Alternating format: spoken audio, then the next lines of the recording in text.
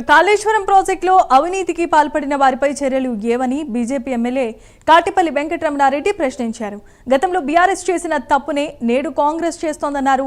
ఫిరాయింపు ఎమ్మెల్యేలకు speaker clean cheat ఇచ్చారు, కానీ వాళ్ళు ఎక్కడ కూర్చుంటున్నారని అడిగారు.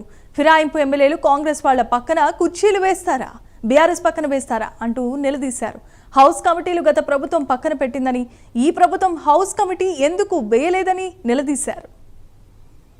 ఎమ్మెల్యేల మీద కంప్లైంట్ చేస్తే వీరందరూ బీఆర్ఎస్కే సంబంధం అని చెప్పేసి, అందులో ఒక వ్యక్తికి బీఫామ్ ఇచ్చి కాంగ్రెస్ కండువా ఇచ్చి ఎంపీకి పోటీ చేసినా ఆయన బీఆర్ఎస్ వ్యక్తి అని చెప్తున్నారు. మరి ఇదెక్కడి సాంప్రదాయమో నాకు అర్థం కాలేదు.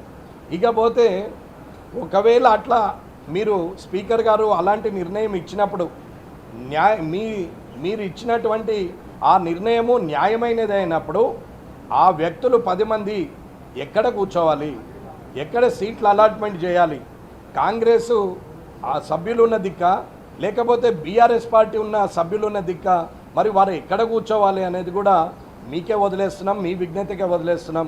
ఇంతకన్నా ఏం చెప్పే పరిస్థితి లేదు. ఇది ప్రజలకు తెలియాలి.